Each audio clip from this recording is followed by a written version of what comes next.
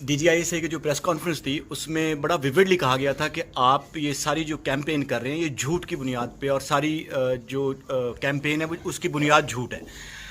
کامرہ میں آپ کو سائفر آرمی چیف نے دکھایا اور آپ نے کہا کہ یہ تو روز آتے رہتے ہیں، اور اس کے بعد جب دوبارہ لیٹر آن آپ نے اسی سائفر کے اوپر پوری کہانی کھڑی کر دی. یہ انہوں نے اس پریس کانفرنس، اس کو آپ کیسے رسپونڈ کریں؟ جس میٹنگ کی کامرہ میں بات کر رہے ہیں وہاں شاہ محمود قریشی بھی تھے، وہاں اسد عمر پتہ نہیں ہے وہ بھی تھا.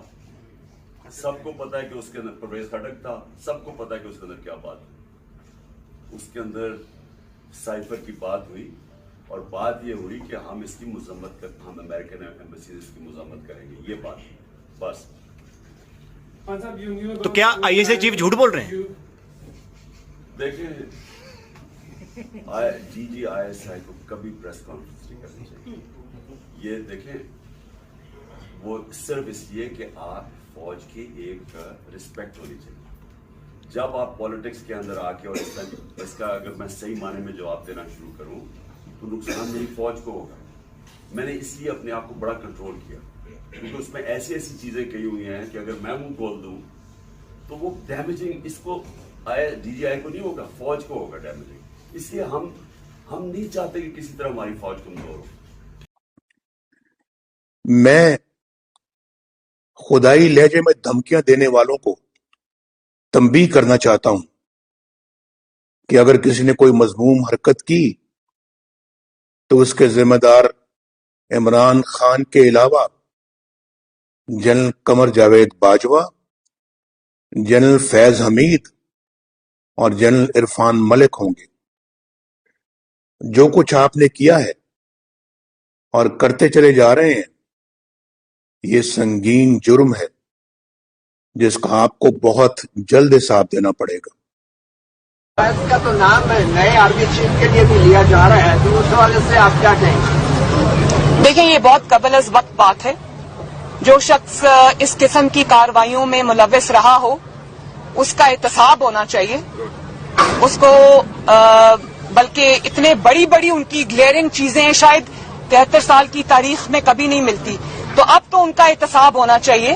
یہ اس قسم کے شخص کو کوئی اور عہدہ دے دینا، اور وہ بھی اتنا امپورٹنٹ عہدہ دینا، یہ میں سمجھتی ہوں کہ یہ قوم کے منہ پہ تماچا ہے، آئین اور قانون کی حکومت کے منہ پہ تماچا. جناب والا یہ وہی وزیری ہیں کہ جب پاکستان کی فوج نے آزاد کشمیر میں جانے سے انکار کیا تھا تو یہ لشکر لے کے گئے، اور آج جو آزاد کشمیر آپ کے پاس ہے انہوں نے آزاد کروایا تھا.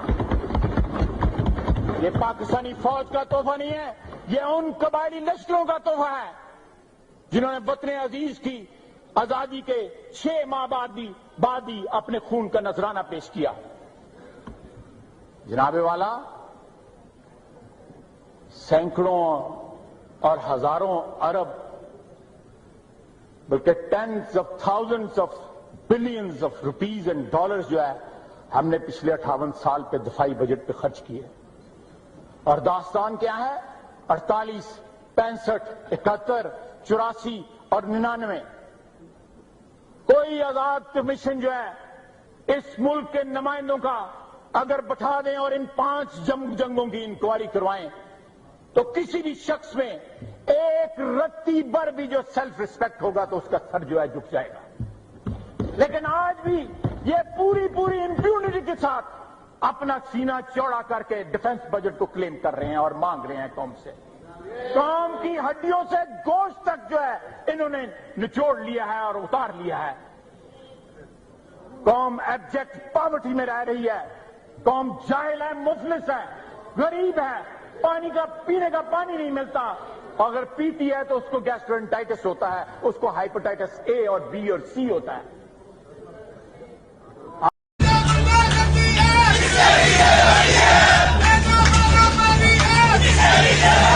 کس فوج کو گالیاں دیتے ہیں؟ اس لیے تو میں ان کرداروں کا نام لیتا ہوں. جنرل باجوہ صاحب، آپ کو اس حکومت کی تمام ناکامیوں کا حساب دینا ہے. جنرل فیض صاحب، آپ کو جواب دینا ہے کیوں آپ نے نواز شریف اور اس کی بیٹی مریم نواز کو جیل میں رکھنے کی درخواست کی، کیوں آپ نے اپنے حلف کی خلاف ورزی کی. کس فوج کو گالیاں دیتے ہیں؟ برباد کر چکا ہوں اس پاکستان کو.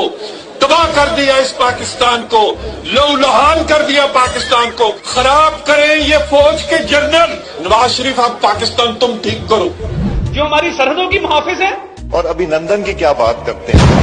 مجھے یاد ہے شاہ محمود قریشی صاحب اس میٹنگ میں تھے، چیف آف آرمی اسٹاف تشریف لائے، پیر کانپ رہے تھے، پسینے ماتھے پہ تھے، اور ہم سے شاہ محمود صاحب نے کہا، فورن منسٹر صاحب نے، کہ خدا کا واسطہ ہے اب اس کو واپس جانے دیں، کیونکہ 9 بجے رات کو ہندوستان پاکستان پہ اٹیک کر رہا ہے۔ وہ کوئی ہندوستان نے اٹیک نہیں کرنا تھا، کچھ نہیں ہونا تھا، صرف گھٹنے ٹیک کے ابھی نندن کو واپس بھیجنا تھا۔ کس فوج کو گالیاں دیتے ہیں؟ دفاع کے لیے 250 ارب رکھا گیا ہے، جو بجٹ میں اس وقت ان کی ایلوکیشن ہوئی ہے، ان کے اوپر ان کا حق نہیں بنتا، لیکن آج بھی یہ پوری امپیونٹی کے ساتھ اپنا سینہ چوڑا کر کے ڈیفنس بجٹ کو کلیم کر رہے ہیں اور مانگ رہے ہیں قوم سے۔ قوم کی ہڈیوں سے گوشت تک جو ہے انہوں نے نچوڑ لیا ہے اور اتار لیا ہے۔ جو ہماری سرحدوں کی محافظ ہیں۔ میں ڈی ایچ اے کے خلاف ہوں، میں سمجھتا ہوں کہ فوج کو پلاٹ نہیں بانٹنے چاہیے، جنرلوں کو پراپرٹی ڈیلر نہیں ہونا چاہیے۔ کس فوج کو گالیاں دیتے ہیں؟ جو ہماری سرحدوں کی محافظ ہیں۔ 65 میں فیک وکٹری ڈکلیئر کی، وہ پوچھا آپ نے، انہوں نے سیاچین ہارا آپ نے پوچھا ان سے، انہوں نے کارگل ہارا آپ نے پوچھا ان سے۔ پائلٹ ابھینندن کے نام سے آپ سبھی پریچت ہیں اچھی طرح سے۔ پائلٹ ابھینندن، جس سمے ان کا ہوائی جہاز وہاں پر گرا تھا، فائٹر پلین، اور وہ پاکستان نے ان کو بندی بنایا تھا، جانتے ہیں وہاں کے فارن منسٹر نے پاکستان کی جو نیشنل اسمبلی ہے اس میں کھڑے ہو کر کہا کہ مجھے یہ بتلایا گیا ہے کہ ہمارے آرمی چیف پاکستان کے آئے تھے اور انہوں نے یہ بتلایا یدی ابھینندن کو رات کو 9 بجے کے پہلے رہا نہیں کر دیا گیا تو بھارت پاکستان کے اوپر آکرمن کر دے گا۔ اور انہوں نے کہا کہ ہمارے آرمی چیف کے مستک کے اوپر پسینہ ہو رہا تھا، بہت گھبرائے ہوئے تھے۔ یہ میں نہیں کہہ رہا ہوں، بھارت کی نیشنل اسمبلی میں سوئم ان کے فارن منسٹر نے کہا، اور آج بھی اس کی ریکارڈنگ موجود ہے، اس کو نکال کر آپ دیکھ سکتے ہیں۔ تو بہنوں بھائیوں، اسی لیے میں نے کہا بھارت کوئی کمزور بھارت نہیں ہے، بھارت اب یہ طاقتور بھارت بن چکا ہے۔ بہنوں بھائی، جو بڈھے ریٹائرڈ جرنیل آتے ہیں اسرائیل کی نمائندگی اور اس کی ترجمانی کرنے کے لیے، بڑے بڑے لوگ پیدا کیے ہیں انہوں نے، آج ہمیں وہ عقل سکھاتے ہیں۔ بھائی تمہیں ہمیں جنگ کا طریقہ سکھاؤ، لڑنا کیسے ہے، جنگ کا طریقہ بتاؤ، کشمیر کیسے حاصل کرنا ہے، وہ طریقہ بتاؤ کہ بنگال کیسے دینا ہے، ہمیں یہ طریقہ بتاؤ اسلحہ کیسے پھینکنا ہے۔ تم ہمیں سیاست بتلاتے ہو، تمہارا میدان سیاست نہیں ہے، اپنے حدود میں رہو، اسرائیل کی نوکری نہ کیا کرو،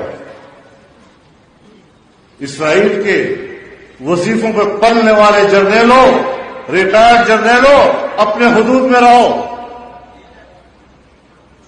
پاکستان کے عوام اور ہر مسلمان فلسطینی مسلمان بھائیوں کے شانہ بشانہ ہے۔